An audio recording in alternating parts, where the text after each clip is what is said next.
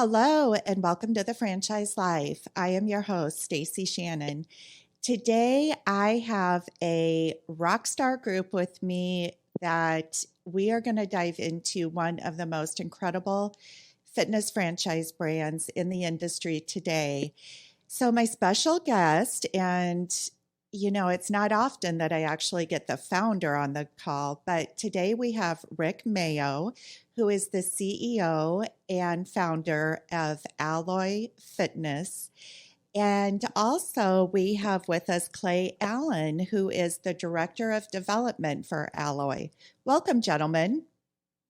Thank you for having us. Yeah, my pleasure.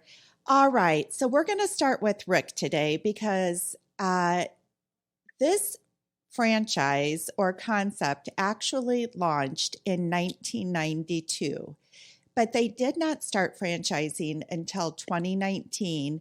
And in the past several years, have awarded over 90 franchise licenses throughout the United States. And within the next couple weeks are expected to hit 100. That is awesome. Congratulations, gentlemen. Thank you. Yeah. So, Rick, there's nobody better than yourself to give us an overview of your background, which is so rich and in depth. So tell us how what was happening in 1992 and how did this brand get launched? Well, I think, Stacie, if you can picture this, I had a mullet. I was wearing a muscle pants and a fanny pack. So that was happening, which was amazing. Brilliant, gorgeous. You should have seen the flow. But all kidding aside, I was paying my way through school as a personal trainer. And I thought, I don't want to travel to people's homes anymore, bounce from health club to health club. Now, imagine at the time when you told someone you were a personal trainer, you had to literally explain what it was. That's how long ago it was.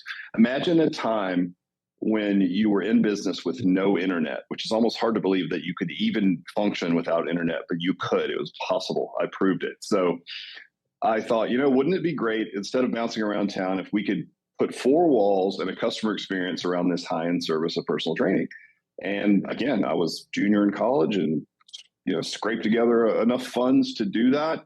And then we launched what I would consider, at least in our area, the first ever facility dedicated to just that service of personal training. And, it went really well at the time. It was kind of what all the cool kids did, Stacie. So I was Madonna's trainer, went on tour with her and Usher, and all these famous folks were my customers at the time. Wow. And that was sort of what personal training was, because it was so new and cutting edge that anyone had a trainer. That was sort of the crowd that we had in here. And then eventually it evolved, and we evolved with it, which was great. It became a viable industry. And, again, the cool kids moved on to gosh knows what the heck they were doing at that point. But we had what I would consider, like myself, regular folks that were coming in and just trying to get to a healthier place. And so we knew we needed to be able to scale it a bit, because one-on-one training it wasn't a super great scalable business model. It was very expensive for the consumer. So what we landed on was this interesting way to service personal training where we could keep the brand promise, but service more than one person at one time. Not a class, mind you, but a small, personal training in a small group setting. And once we did that, it really launched our business. It became more affordable for the consumer, a better business model for us as a business. And we scaled it and became the highest revenue per square foot facility in the country. That put me on the radar for speaking gigs and consulting. And we started having people asking for parts and pieces of what we do. Can we buy your sales system? Can you write our workouts? How about your induction system? You name it, any function of the business, right? What's your hiring process? I mean, you name it. And we thought, it'd be cool if we just clean this up and put it on a platform. And we launched at the time what we called licensing. Now that can be confusing in this world, because as I've learned since, that's also what you call awarding a license in a franchise structure. But think of that as a white labeled version of what we do. And we ended up putting that, before we went to franchising, in 2,500, doors worldwide, everywhere from India to Cyprus to Dubai, Tasmania. I mean, you name it. Everywhere in the world, we had, Alloy, but it was white label and it would be powering a different brand. And through that put me on the board for some of the largest fitness franchises, largest overall franchises in the world. So got a nice peek under the covers at what that looked like. And then in 2019, we had a lot of boutique fitness, which would be considered our category, coming to us asking for help as well. Write our workouts, help us with our sales system. And we thought, like instead of powering everyone else's, let's just do our own. And so at the very end of 2019, we pivoted to full franchising. I think January of 2020, we sold 8 licenses, and I was like, this is so easy. And then I don't know if you guys remember, but this thing happened somewhere around March of 2020, and it sort of set us back a bit. But back on it, we partnered with a Rep'em team, which Clay's our rep. He's on the call. Great group. And they really gave us bandwidth and understanding of scaling a franchise. And like you said earlier, we're sitting at almost 100 units sold. So it's been crazy, and it's early innings, but it's so far so good. So new to franchising, certainly not new to the fitness space. What an incredible history. It's a lot of brands, and I'm a huge fan of emerging brands. But, although, 100 or less or 150 or less licenses or franchises in the system is considered still an emerging brand. But with your history of the licensing, international licensing, even so, I mean, there is so much depth there and experience that one can hardly even consider you an emerging franchise at this point. So you mentioned this little thing called COVID, and I'm not understating it by any means, but from a business perspective, COVID and especially the fitness industry suffered terribly. So what I have read about Alloy Personal Training, though, is that during COVID, your locations maintained an average of 96% retention. How did you do that? Well, a couple of things. I mean, one of the things that makes our brand unique, fitness, certainly a boutique space, there's quite a bit of churn, right? And so when you typically look at a fitness business that's class-based, which most boutique fitness is, you're selling, you're doing a lot of selling and marketing, and you're really doing that to mitigate churn. And if you want to net grow a certain amount of clients, you might have to sell 50 memberships a month. You might lose 40 out of the back door, so your net growing like 10, right? You sold 50 and lost 40. We've always been really good at holding. And so, our claim to retention rates and our FDD are really high. And that's great. So it's like, we only need 130 members. So it's like a small tribe of people. And because of that, everyone's name, their family's name, they know your name, your family's name. It just creates more intimacy, and you have the ability to maintain these relationships. And it's personal training. So you're approaching each person as an individual. So you can imagine something like COVID kicks off. And okay, we had these really strong relationships with people. We knew exactly what their goals were. We knew what their injuries were. I mean, all the things that a personal trainer should know about you. And it just so happens that we had the perfect piece of technology sitting there that we were using for giving people homework, if you will, like that third workout a week, or here's how many steps you need to get. And it does everything, Stacie. It pulls in wearables, you can track nutrition. I mean, it does all the things that, say, an online personal training tech tool would use. And it just so happens it was perfectly positioned for COVID. So we simply put our clients into buckets and put coaches in charge of those buckets. And it allowed us an opportunity to build a playbook for online training. And while we reduced our rates a little bit because, people were paying for in-person and there was some perceived loss of that. So we lost a little bit of revenue, but the head count stayed the same, which means when we were allowed to reopen, we were able to take them right back to normal rates and didn't lose a step. So it was a combination of tight relationships based on this, the number of clientele that a healthy Alloy will hold. And the technology tools that were just happened to be the perfect tool for a situation like that, which no one could have foreseen, but we got really lucky in that respect. Yeah, absolutely. So Clay, let me turn to you. This is a space I am very familiar with. I owned a boutique fitness studio from 2014 to 2019. Rick, I can certainly identify with how you really, that level of intimacy where you get to know your clients and so forth. And that's really part of what I love about this business model. With that said, introducing the franchise system in 2019, Clay, you are a first point of contact for most people that are interested in learning more about Alloy Personal Training. How do you, I would think that the individuals that are coming to you, number one, they're going to be passionate about health and wellness. Because I do believe, and as a franchise broker, I deal with this on a day-to-day basis, there is still some fear around maybe the fitness industry or brick and mortars. I mean, it's getting better, but that still exists. How do you position Alloy personal training when you introduce it for the first time to a prospect? Great question. Majority of the candidates we're showing to fall within our age demographic, right? 45 to 65. So they are able to either they understand the fact that they need to focus on health and wellness, nutrition, fitness, things along those lines, or they already have that passion to pour into it. So that's a great starting point to be able to pivot off that. But our model as a whole, and this is because there are some preconceived notions about fitness, getting into the franchise, the woes associated with it. I address this early and often as far as our model. There is staying power in this in the sense that we're not modality based. There's not going to be a type of training or technology that's going to just completely blindside us a year from now that's going to make what we're doing obsolete. As the science and the research behind human performance continues to grow, we're able to be dynamic with it, adapt to the times, continue to grow, continue to sharpen the sword, and, just as easily adopt any of those training modalities as we can drop them. So being able to speak to that, address it through our model as we're going through the presentation, that really helps put people's mind at ease and see the fact that we're operating off of scarcity at the end of the day. 130 people out of a 30,000 person market. We're serving an underserved niche, the 45 to 65-year-old, when the majority of fitness concepts are targeting the 28 to 35-year-old, female leaning.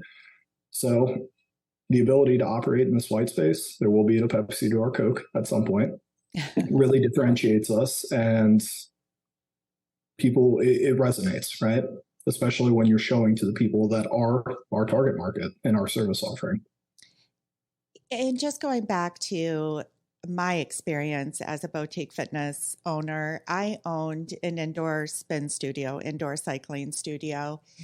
I am very prejudiced because of my experience. When somebody does show an interest in fitness, Alloy fits the bill for me. And this is why, because what I learned is, although indoor cycling was great and we had individuals that were very passionate about it, it really did not provide an all body workout. So for me, when I show a brand, it is so important that it's a concept that could be a one-stop shop for an individual as far as a membership goes.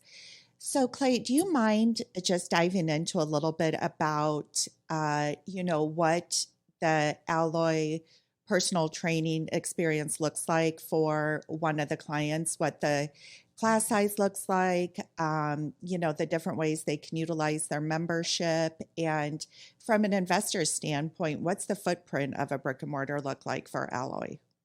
No, hold on, Clay, before you say that. So Stacie, there's one rule that we have at Alloy. If you use the C word, it's a really dirty word. So if you say class, that could buy you some burpees. And so I saw Clay and I both flinched a little bit. One, out of fear for burpees, and two, it's just a real dirty word. So I just want to warn you ahead of time. If Clay made a weird face, that's why, because we've just beaten into everybody on the team. You can't say the word class. All right. It's just kind of an inside joke. You're like, look, give me a minute. I was in the space. And that being said, it becomes a joke. But like, we're really, we work hard to differentiate it from, like a cycling concept. You go take a class. But for us, it's all personal training service in a small group setting. So anyway, that's why we flinched and we kind of giggled about that Gotcha. C word. But everyone does it, just to give you a heads up, and we always get a kick out of it. So sorry for the interruption. Clay, have at it, my friend. Thank you. Appreciate you. The softball. So as Rick just alluded, we're doing small group personal training, right? One coach, 4 to 6 clientele, and we're session based. We're looking at, based on the standard hours of operation, 55 sessions a week. 10 Monday through Friday, 5 on Saturday, closed on Sunday. That's operating at about 80% efficiency, give or take, right, Rick? For 130 capacity. And prior to a consumer ever joining us, training at Alloy, paying us a dime, they go through what we call a starting point session. And this is where we really start to peel back the onion and get to know the individual. So a lot of concepts, you'll come in, pay your membership fee, you get X amount of sessions per month. You got any issues? Yeah, my back's kind of bothering me. It's typically a hard stop there. We take it many layers deeper. So we want to know your passion. What's your why? What do you want to be able to do at a higher rate for a longer time? Downhill skiing when it's that time of year, playing in the backyard with grandkids, because we want to marry what we're doing in Alloy to that. And dovetailing off it, 45 to 65-year-olds have earned what we call chinks in the armor. They've been around the sun enough times to earn those. So the bum knee, the tennis elbow, the frozen shoulder, those are going to be the don'ts, the modifications we make for the individual. Then the other end of the spectrum is going to be the quantitative, where we really start to dive into their movement, start to understand how they move and how we may need to modify the workout to accommodate their movement. And then we have the in-body, which is the science behind what we do. And with this, we're really able to start to rewire the way people think about fitness and give them metrics to base that off of. Because the majority of people, the only frame of reference they have for fitness is that dusty scale sitting in the corner of the house. So we start there. And those don'ts and that strength level that we establish on the front end, those aren't limiting factors. People book according to their availability. Our standard membership types are 3 times a week, 2 times a week, 1 time a week. 2 to 3 times are our bread and butter. Those are the people that are with us for a long time. As far as investment range, we're looking at 200 to 400K all in, single license. And as far as our avatar, I would say 45 to 65-year-old, right? The majority of the people we see, you don't have to have the through and through fitness background to be successful in this. We need people that can lead, right? I think, Rick, you want to speak to this a little further as far as your ability to lead and be successful within this model? Yeah, I mean, shoot, Stacie, this isn't lost on you. It's like you have to, most of our folks that are buying in, they're investor types, and you just need to hire a good leader to run your business. That's all. We always use the lens when we're basically vetting candidates. We always say, are you the person you're looking for is looking for? It came out of an interesting podcast I was listening to once, where a young lady was telling her mom, I want to get married, and I want a guy that's successful and this and this and that. She listed this laundry list of these great attributes, and her mother says to her in the most heartbreaking way, "Oh, honey, you're not the person you're looking for is looking for." And so, we take that idea, and it's like, listen, is this person sitting in front of me? They don't have to be a fitness guru or what have you. Can they attract a outgoing? You can imagine the type of person that needs to be in front. They get their arms around 130 people and act as their true coach, right? Can they attract that type of person? And as Clay mentioned, we're going to measure the way you move with a tangible score. That tool comes from the highest level physical therapist used in professional athletes. Now, if you're 60 years old and overweight, do you really want to hear that? Maybe not, but I can tell you it's very technical, and that's good. You should be proud of what we're putting into market as a franchisee. We're going to measure your body composition, and then we've got these measurements along the way. So, there's that fine line between the science, which some boutique fitness goes heavy on entertainment, maybe light on the science. And I think there's a good mix, right? Like, we can really individually program around almost any kind of injury or limitation, or if you're super fit, great. But there's also the customer experience side of it. And right in the middle of that, Stacie, is where the rubber meets the road, as you know, right? Can we provide everybody what they need at their level, around their injuries, with their goals, and make it a heck of a lot of fun to come in, right? And that's the key. I think some fitness brands heavy on entertainment, low on, programming, maybe some strong on programming, not that much fun. And I think to really be a personal training brand, you got to do both. And we worked really hard to do that. Yep. So yeah, it's a lot of fun. The last thing tailing off that is we have 2 primary roles in this. We have the owner operator. These are people that are acting as their own general managers, and they're servicing revenue, coaching, running their business day to day. They got 2 part-time employees under them. Then you have the semi-absentee, where we see the majority of our franchisees. These are the people hiring the general manager to coach 50% of the sessions, run the business day to day, and the 2 part-timers underneath them, and they're doing aerial overwatch. So you spoke about, this is a highly personalized offering per se.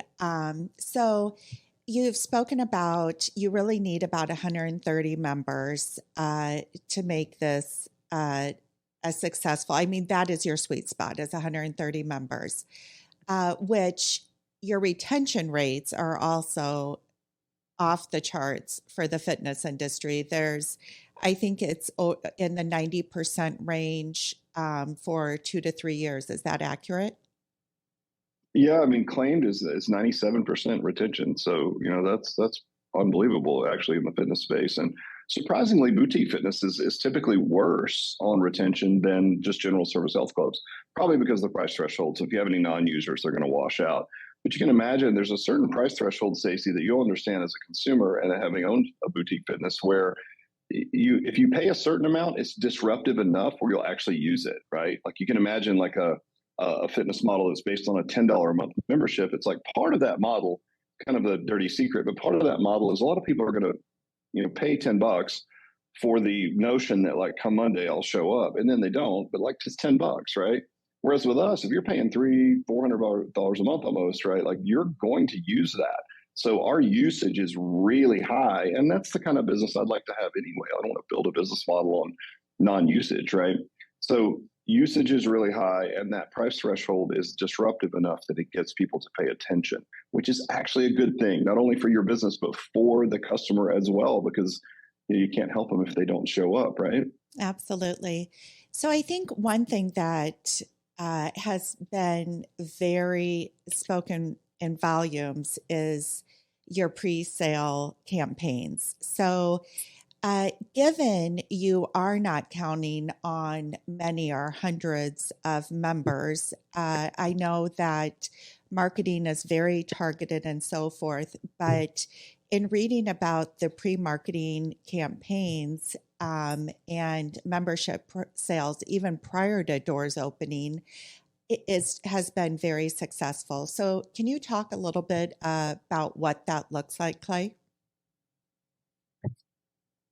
Absolutely. So 10 to 12 weeks out from grand opening, this is when we're initiating our pre-sales process, and that's going to be twofold. So we have our digital marketing campaign, primarily through Facebook, because that's what our demographic is using, as well as our boots on ground organic. So setting up tents, community events, networking. And the goal of this is to create a huge sales funnel. So that's going to be like 500 to 600 touches. Could be even bigger in your more population dense areas. From there, we want to capitalize on 16 to 21% of those, convert those touches into memberships on day one. So that's when our GM is initiating those pre-sales calls, reaching out to those individuals, starting step one of that starting point process, getting to know them. What's your why? What do you need? How can we help you? And converting over during pre-sales into memberships on day one. So we've had great success with that throughout the process. And we're even, pulling some of this internally as well, optional offering pre-sale specialists to help assist our franchisees during this process, help them get well north of that 75 minimum on day one. In some of our markets, Stacie, like it depends on the market, as you guys know. Like franchising is weird. When I transferred from franchising, I was coming from consulting, where I would say, if you do these 5 things, you're going to make this much money. And then I get to franchising, like, whoa. So I'm like, okay, you might be successful, but I will tell you this.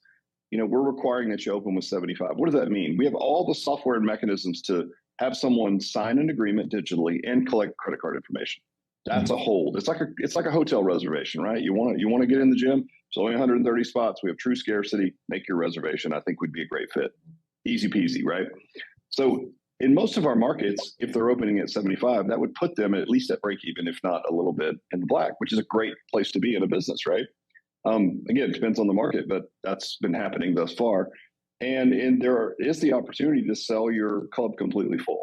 We've got clubs in pre-sale now. We've got one in Greenville, South Carolina, and they just started a couple of weeks ago, and they have 48 members signed up already. And so they're only 2 weeks in, and it's a 12-week pre-sale. So the math is pretty easy there. They're probably going to reach that threshold, right? So it's something we've been doing forever because we've been in the industry for 31 years. We've been helping other clubs do it through our licensing play.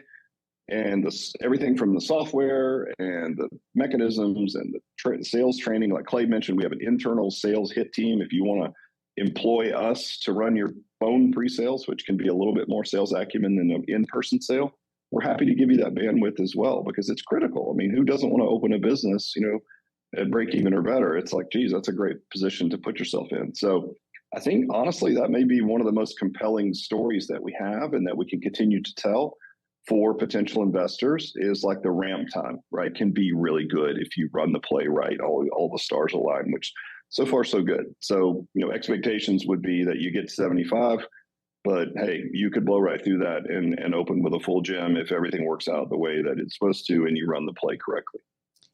That is a significant discriminator for you guys because all the insight I have into different, even beyond fitness brands, just the many hundreds of franchise concepts out there, the ability to have revenue day one of opening your doors is phenomenal. So let's talk about the employee landscape a little bit. We've talked about this can be an owner-operator model, or it can be semi-passive where, and I know that you guys do have a lot of multi-unit investors that are semi-passive. So in that scenario, individuals or the investor would be putting a general manager in place. And I would assume in a multi-unit scenario, that general manager could perhaps oversee several locations. Would that be accurate? For the most part, I think like one of the things that makes the model work and the reason the overall labor costs can be relatively low compared to other concepts is that the operator actually services some revenue. So let's say you've got the operator on a salary, right, to start. Well, some of that salary expense is mitigated by the fact that that person is servicing 20 hours or so a week of revenue. And that's good. I mean, there's not much going on in a very simple business model. So to have that, the face of the business, again, the person that puts their arms around those 130 people actually out on the floor servicing revenue, A, again, some of the expense of their salary is mitigated. And then B, they get to like really, really visit with the clients, and so they'll move their shifts around so they get to touch all the clients' evenings, mornings, kind of move around. And then beyond that, you employ a couple of part-timers. And the mindset here, Stacie, is that if that one consumer-facing term is director of training, for the purposes of this conversation, we'll call them general manager. If that person could get their arms around 130 people and train them all, they would. They just simply can't work that many hours. So they're employing a couple of people to help them train their clients, if that makes sense. So that one person is key. But I think you could say that with any business. I'm sure in the concept that you owned, like your manager was key. If you got a great manager, things go well. If you don't, it doesn't. That's any business, right? So we've got all these tools in place, talent acquisition vendor. We've written the scripts to find this person. We've got screening, testing that we can give these folks to see if they're hardwired to do the job. And if you put that person in there, it's a very low labor model. And the person does service a little revenue and employ a couple of part-timers. Because of that, it would make it difficult for that person to then go manage other facilities, right?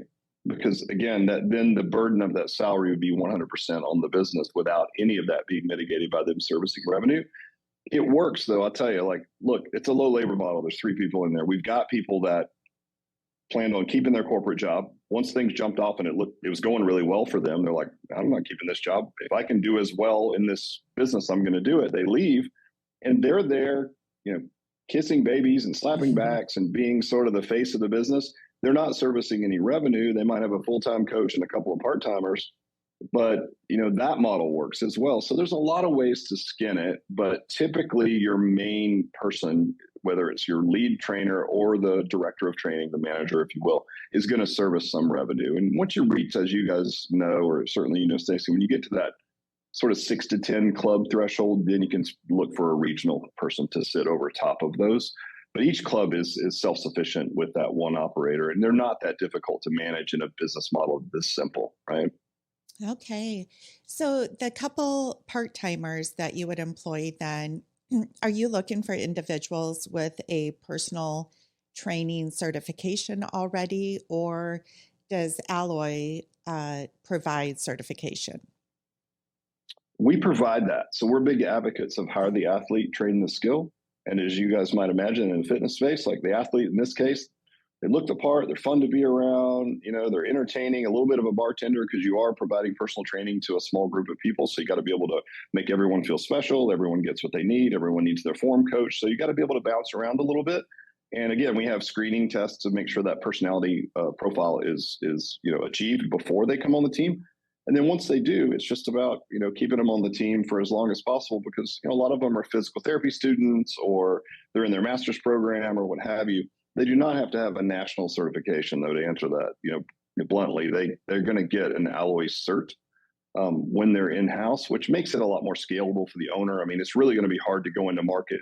You're opening 6 alloys and find a whole bunch of people that have master's degrees and all these advanced certifications, and they're also the right athlete, means they're a good team player and fun to be around. That's a bit of a unicorn. So we built it this way on purpose. We control all the programming corporately, so that also helps. We control all the algorithms that get them through all of our testing mechanisms when people first come in. It gets them from the door to the right level of program. So we try to handle as much and take as much of the burden off of the facilities corporately to handle that, so that they don't have to go and find those unicorns. It makes it much easier for the franchisee. No, that's excellent. So one other unique aspect about Alloy Personal Training is that you have, and correct me if I'm wrong in terminology, I don't want to get in the class discussion again, but you have, Don't do it. you have a 1 pod or 2 pod type of layout. Is that accurate? It is, but you know what? As of last year, we eliminated the 2 pod. Sounds crazy because it's like, well, geez, just and for those listeners, like, what does that mean? A pod would be it's a racking system that holds all the equipment and all the space in front of it for one coach to effectively train up to 6 people. So we called that Stronger 1, right, which is about 1,500 to 2,000 square feet. And Stronger 2, another pod, double the space. But what's interesting about that, Stacie, is there's something called Dunbar's number, and it's essentially the cognitive ability to maintain relationships with people outside of like really close friends and family. And the magic number, based on Dunbar, who's a British scientist studying, ancient civilizations all the way up to now, is 150 people. It's also sometimes referred to as the rule of 150. That's that type of culture that we talked about earlier, where I know everyone's name. I know their kids' names. I know what they like to do. I know where they're going on vacation, right? So simply adding another pod and going to, say, 260 to 275, you lose a little bit of that. Now, what's the result of that? A little bit more churn, right? So that means now you have to have a dedicated salesperson. So your labor increases exponentially, more so than the revenue, right? So it seems like an easy, just add another pod, right? But there's so many little complexities that make it more difficult. And as you know, scale alone makes something more complex. So if we're going to put 1,000 of these things around, which we are, then we're going to keep it simple and just go Stronger 1, and return on, like, getting to 130 is easier, keeping the 130 is easier. Everything's simpler about it, and it makes it just easier to understand for people to get their arms around it. So no more Stronger 2, Stronger 1 only moving forward. Well, thank you for that. Makes sense. And it makes absolute sense. I mean, now that you've gone into the rationalization of it, no, thank you for the clarification. I like that. Okay. So, and I'll leave this up to Clay or Rick, but any item 19 information that you can share on the financial opportunity, certainly not asking you to divulge anything you're not allowed to, but margins, percentages, averages. What do you have for us? I would love to let Clay answer this, but in keeping with our normal relationship, I'm going to talk over him, which he loves. Your story, man. I'm just telling it. Why did I even show up today, Rick? I'm like, don't put the founder on the call. This is what happens every time. Clay knows this. He's like, this is going to be terrible. Look at him. Love it. Go for it. So here's what's in the item 19. Here's what it means, right? Average spend per member, about $300. I think that we'll see an uptick in that in next year's FDD, but we'll leave it at that. So still pretty high, right, for any boutique concept. Average spend about $300. Average retention, 97%. So if you look at people that are going to stay longer and pay more and pay longer, then what that number ends up, becoming, Stacie, is what we call lifetime value. And I think any small business owner is looking for that. So what does that mean? Well, if you said, okay, our average member stays 36 months. Now, granted, we're using corporate facilities for that because we haven't even been franchising that long. But if our average member stayed, which it did in our corporate facilities, for 36 months, it's like 36 months times $300 is around $11,000, right? I sit on the board for a company called the Fitness Business Association, which is a governing body, if you will, for boutique fitness. The average class-based concept People stay 5 months and pay $130 a month. So it's like $650 roughly. So I'm like, okay, if the customer acquisition cost is the same, do I want the customer that's going to have a lifetime value of $650 or the one that's going to have a lifetime value of $11,000? And obviously it's a rhetorical question, but I think that's quite honestly the biggest metric that you can extrapolate from our, extract from our item 19 and say, okay, I understand this. It's a ramp quickly and hold business. Our customers spend more and stay longer. And that's from a financial standpoint, the real advantage of the business model. That's Clay, did I do well? You nailed it. Would you have said it any differently? I just want to make sure. You took the words from my mouth. Perfect. I got it. Thank you. Thumbs up to the founder today. Good job, Rick. Well, I heard some exciting news, and this was so timely given we were meeting today for this podcast. An announcement for 3 territories sold in the Palm Beach County area, which I live in. So, oh my gosh, I cannot wait. And what a target-rich environment. You have older people like myself. You have people with lots of money. And so I think you have a recipe for success down here. Yeah, we were so excited. I've been so excited to get to that area. Through our licensing, we worked with tons of clubs in West Palm Beach and, Jupiter and those areas. And they were always amazing. And their businesses always did really well. So we were super excited to finally have a franchisee partner, a franchise partner in that area. So we're excited. And listen, if you come in and grace us with your presence, no doubt the thing is going to sell out. So I'm really going to count on you showing up with your, 30-year-old self claiming to be older than you are and help us sell the facility. I really would appreciate that. I will be there. Don't you worry. All right. So on a last note, and we'll stay with Rick since Rick likes to talk more than Clay. What's your vision? What does the future in the next couple of years look like for Alloy Personal Training, Rick? Yeah, look, sales and growth, I would say, awarding franchises has really been, Clay does a great job. We're a great partnership with these guys and they really know what they're doing. And so development has been great. Validation has so far been great. So our vision, our BHAG, if you will, for 2030 is 800 locations. And we've run the demographics on every major metropolitan area. We have very specific criteria to put, our franchisees in the most advantageous position. And I think we can get there. I really do. We already have all kinds of interesting opportunities, right, that are probably too early to discuss. We even have a lot of international folks through our work that we've done in licensing, reaching out that are master franchises of other fitness concepts that want to put us under their banner as well, because we're a different category and vertical they could sell into market. So we've got some things cooking there. But we're just talking about continental US, a runway of 800. And so that's where we want to be ultimately by 2030. But I would say in the next few years, we're just plugging away. I know Repham has some lofty goals for us. But right now we're blocking and tackling, as you know, just trying to keep this thing on the rails and make sure our franchisees are successful. We're really good at that, by the way. We've been 31 years helping clubs to be operationally successful. The Repham team, Clay, everybody on that side, they're really good at helping develop a franchise. So that partnership has been key, and we only anticipate that getting better. So yeah, I hope that answers your question. But nothing short of world domination, Stacie, is probably what I'd like to say. Well, Rick, I would expect nothing less given your history. So, yeah, I know the future is bright for Alloy and, the international aspect and I guess presence you already have through the licensing only, helps elevate that and will help you grow even more quickly.